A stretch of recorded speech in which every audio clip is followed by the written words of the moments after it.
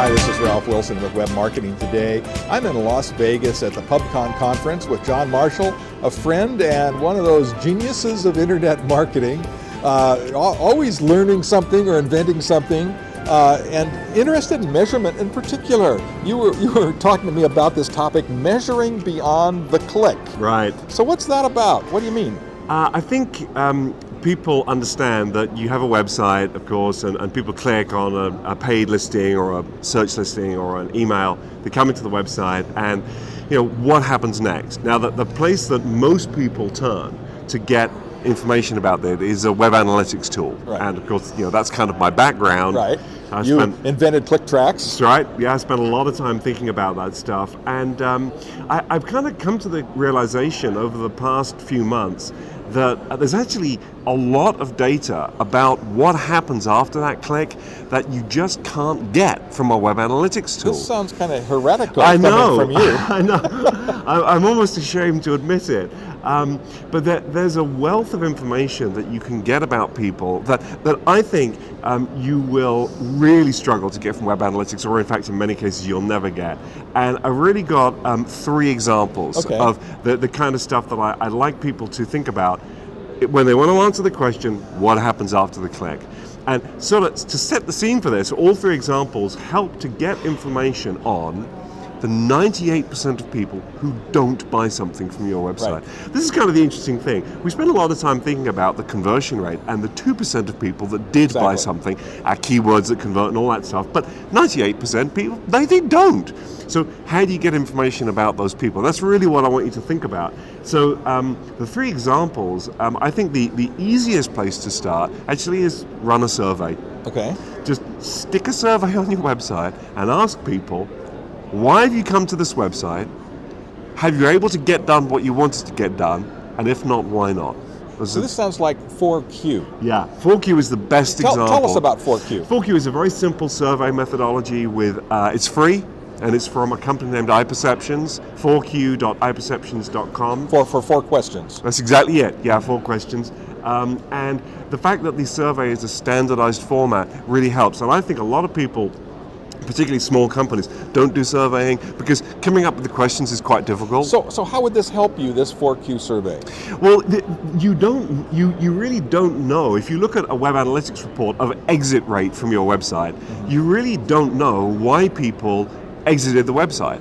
And asking them the simple question, why are you here and did you get done what you wanted to get done, is very insightful. So some people will answer the question, I'm looking for a job, right?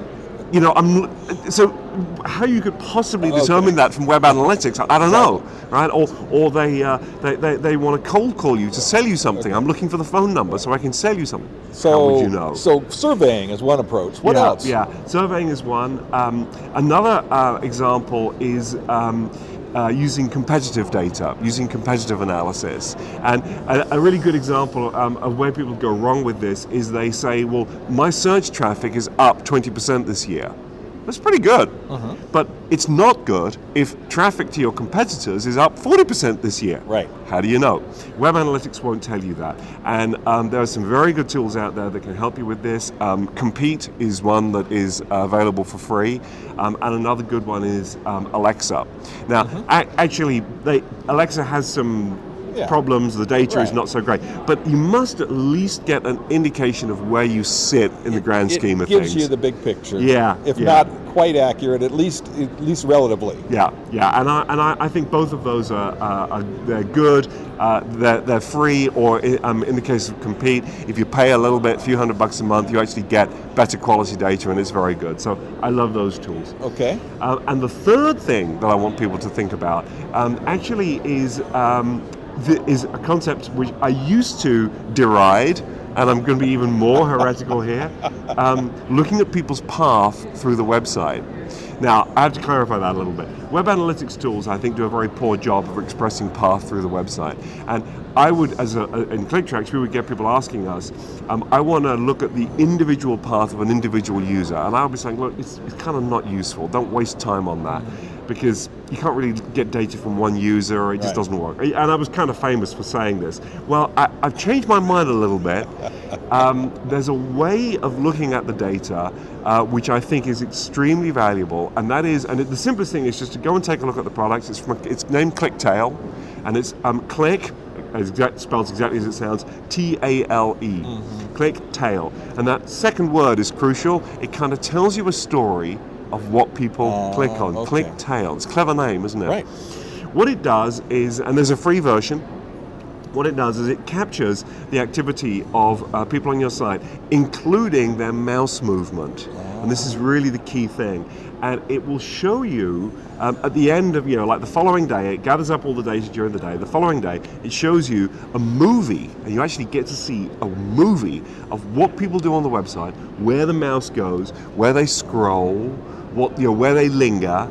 And it's amazing actually that the mouse, people often use the mouse as a little sort of indicator to help them read text. And you can even see, in many cases, what people are reading. Oh, wow. And it's fascinating. So it's kind of like a usability study without having a particular task that you've assigned them. Yeah, and we've really learned a lot. That's amazing. If you've got an e-commerce site, you capture a movie of this, and we had two really interesting examples. One was somebody trying to buy the product, and you're watching the mover, and you're willing them to just click the image, and the image is right there. Please click it, buy this thing.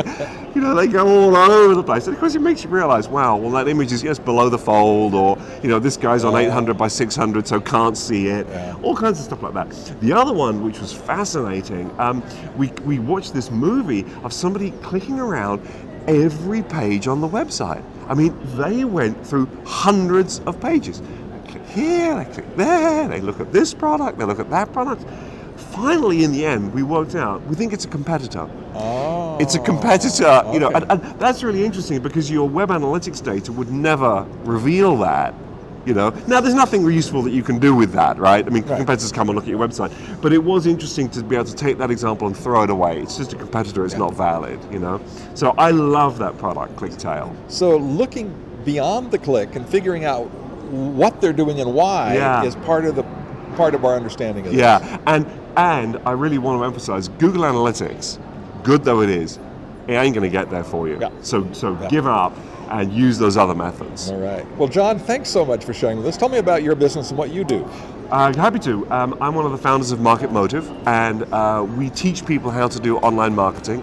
It's a subscription service, and you get access to training videos and certification tests produced by some of the top names in internet marketing. So you can sign up and we'll teach you in streaming media format some of the most advanced techniques. Great.